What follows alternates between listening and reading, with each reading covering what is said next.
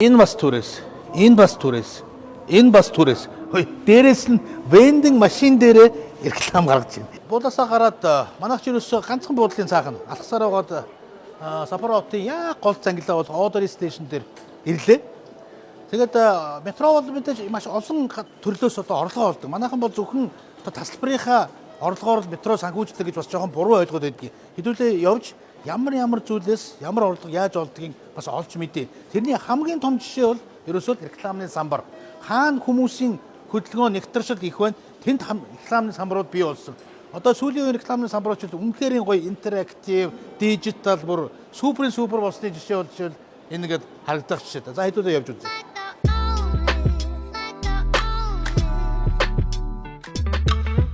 За түрүүний миний хэлсэнчлэн метроны доогуур байгаа эндхийн эзэмшлийн түнэлийн систем доор байгаа бүх ийм үйлчлэгээний байгууллагууд түрээсээ төлдөг. Жишээлбэл одоо энэ Лоусон гэдэг Монголоор одоо CVM да тий. Банкуд жишээлбэл ATM байрлуулахдаа бас тодорхой хэмжээний түрээс төлдөг. Орлогын их үүсрүүд нь нэмэгдээд байгаа юм байна. Одоо Японы юугаар алдартай гэхээр мэдээж вендинг машин гэж ярьдаг тий. Энэ болгон түрээс. Энэ ч өчнөө юм байна, хичнөө юм байна. Тэгсэн дээрээс нь ачаагаа хадгалдаг. За энэс арай түрээс авахгүй байлгүй дээ гэсэн чинь авдаг гинэ. Яагаад гэсэн чинь энэ чинь хүмүүс мөнгөө өгөөд хадгалуулж байгаа юм чинь бас л орлогын их үзэр мөнгө авдаг гэж шүү. Тэгэхээр чи бүр явж өгөх нь шүү. За арай энэ зөөнтгнээс мөнгө авахгүй байлгүй дээ. Яадаг юм бол энэ. Эндээс хөрөлтөөрөөс авах гэж шүү дээ. Ой, метроч ашигтай юм байна хүмүүсээ.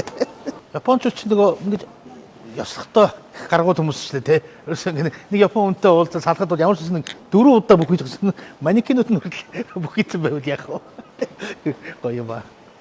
За метронд орохдоо нэг бичгтэйгүй хууль мэдээж Японууд бүгдээр ингэ зүүн гардалтаа зогсдог шүү манайхаа. Зэрэгсэл зогсож болохгүй. Хэрвээ алхаж байгаа бол баруун гараараа нь алхаад явж болно.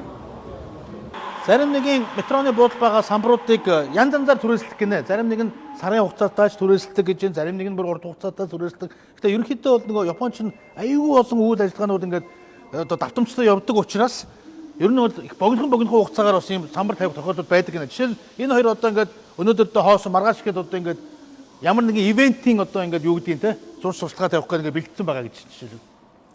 Одоо нэг концерт ч байдаг юм уу юу ч байдаг юм те. Саран туяа тоглолоо гэвэл одоо сараагийнхан маань гоё рекламыг энэ тавиал тэгэл концерт дууссан гол аваад дараагийнх нь ариунаа тоглолоо гэл тэгэл явах нь шүү дээ.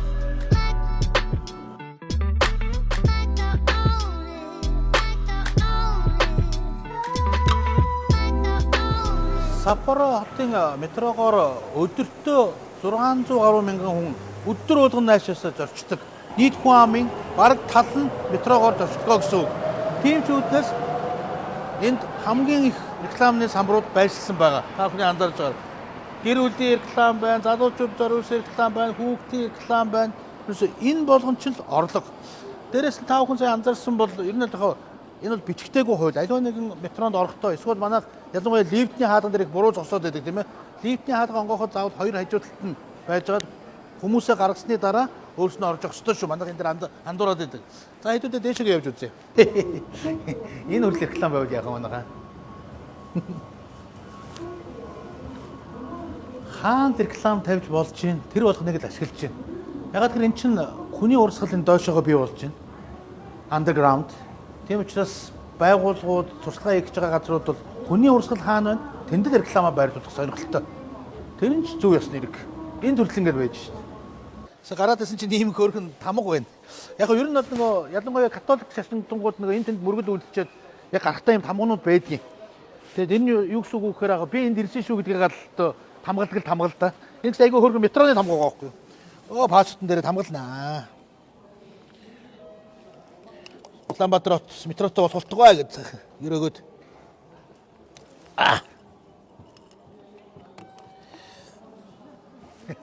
За явж. 무리하리 나오세나이 너 나라 못도리 않은 이 강가 나 호수 Cause I'm done with chasing 나 오시다구 나히 no way. За Токио төрөөдөрлөө. Айгуу гой дунаахан болчлоо. Сасмусны орноос шууд гой модцод ногоон болоод нэмэх градустай одоо явжлаа. Тэгээд энэ Шимбашигээд буудал төрөөдөрлөө.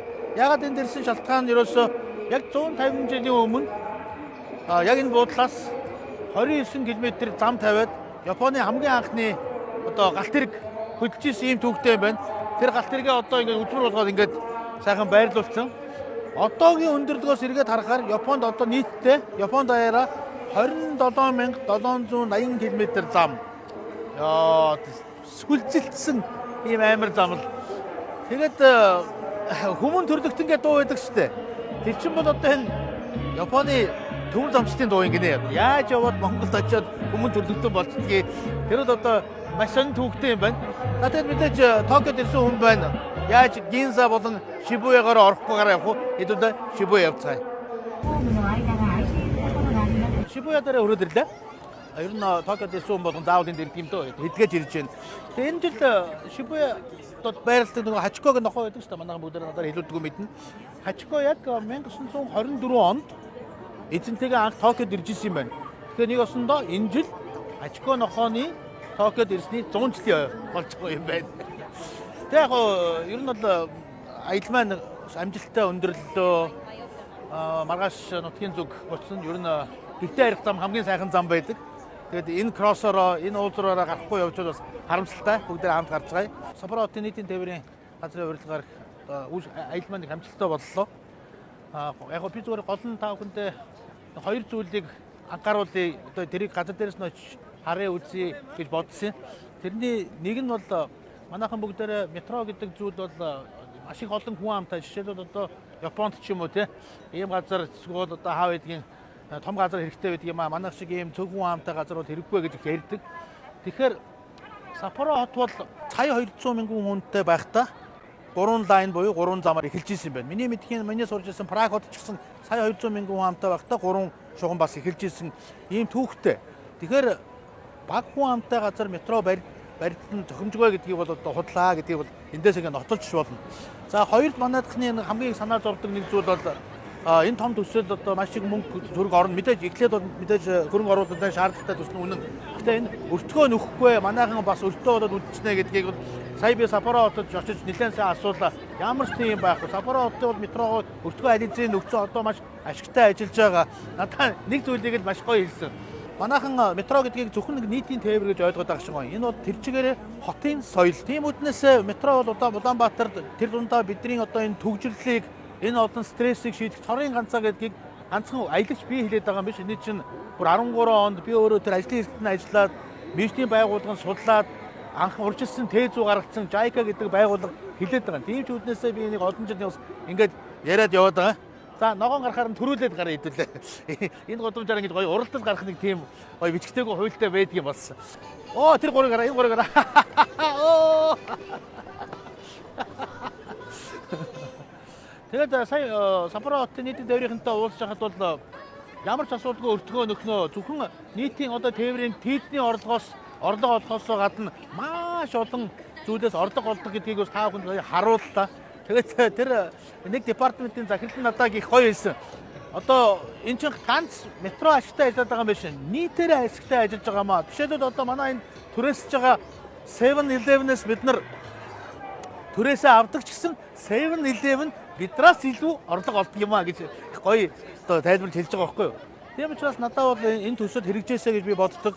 Ялангуяа одоо олон жил энэ төслийг ярьсан хүний хувьд бол зөвхөн нийслэлийн засаг даргын хэмжээнд захирамжууд гарч ирсэн боловч энэ улаад одоо төр засгийн хэмжээнд оюун эдний засгийн газар одоо метро барих нь зүйтэй гэсэн тогтоол гаргасан нь надад их олзуурах ууштай санагдаад байгаа. Тэр одоо ямар нам нь байна уу, хэн нь байна уу, аль дарга нь байна уу, тэр надад нэг бодлыг байхгүй гагчгүй энэ төсөл хэрэгжих нь хамгийн чухал байгаа маа гэдгийг л одоо та бүхэндээ хэлье. Энэ төвжрэл гэдэг зүйл бол үнэхээр одоо хөгжлийн төвжрэл болчиход байна. Энэ ганц одоо зүгээр төвжирлийн асуудал ярихгүй. Дээрээс нь метро гэдэг төсөл хүнд харагдахгүй, гаранд баригдахгүй маш олон давуу талтай байдгаараа онцлог гэдгийг би маш олон жил ярьсан. Миний хувьд бол одоо нэг аль дарга нь аль намын үед одоо ажил нам нь ман байна уу барих нь нэг тийм чухал биш. Хагцгүй энэ төсөл хэрэгжих нь хамгийн чухал байгаа юм.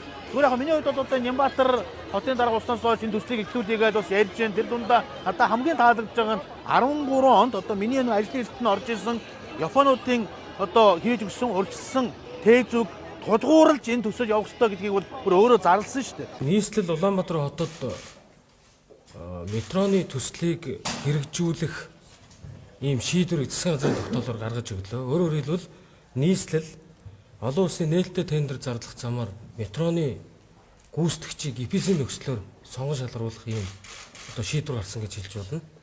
За ингэхдээ их багтаамжийн тээврийн хэрэгсэл буюу метро барьж байгуулахдаа 2013 онд одоо хийгдсэн JICA олон улсын байгууллагын санхүүжилтээр хийгдсэн метроны урьдчилан тэзүүг үндэслэж EPC буюу инженеринг, procurement, за construction-ы ажлыг одоо аж ахуй нэгж олон улсын нээлттэй тендерээр аж ахуй нэгж байгууллагыг сонгон шалгаруулж бариулах, түүнд хяналт тавих, зөвлөх үйлчилгээт нь хамтд нь олон улсын нээлттэй тендер сонгон шалгаруулах ийм одоо эрхийг өнөөдрийн засгийн газрын хуралдаанаар өглөө. Энэ надад маш таалагдж байгаа. За яг дэлгэр сайхан одоо төвчлийн сайдад бид нар ярьдаг. Яг бизнесийн хувьд тэр бас найзуулалтаа зүгээр мууд сайн ч бас нэг 250 км зам барьсан энэ нөхөр бас энийг баригдчих юм болоо явуулчих юм болоо гэдэг би одоо айгүй итгэл үнэмшилтэй байгаа. Тэгээд өөрийнхөө хувьд энийг баригдаасаа энэ төлөө би одоо өөрийнхөө хэмжээнд бас жоохон ч гэсэн танин мэдсэн, харсан, үзсэн зүйлээ та бүхэнтэйгээ хуваалцъя. Хүмүүс бас зөвөр ойлгуулъя гэж хичээж явж байгаа. За энэ удаагийн өргөжтэй аяллыг өстөө Япон зангаараа минут секундээр нь зохион байгуул Саппоро хотын нийтийн тээврийнхэнтэй холбож өгч тусалж дээрээс нь бүр өөрийн биеэр хамт явж орчуулга хийж өгсөн Улаанбаатарт нүүдээ маш их баярлалаа. Ажлын амжилт хүсье. За тэгээд өргөжтэй аяллыг нэвтрүүлэг спонсоргүйгээр бол оршин тогтнохгүй энэ удаагийн ерөнхий спонсороор Travel Sim компани ажилласанд та бүхэнд ажлын маш том амжилт хүсье. За ингээд дараагийн өргөжтэй дүртэл төр баяртай манайхаа дараагийн аялал Туркид байх болно. Баярлалаа.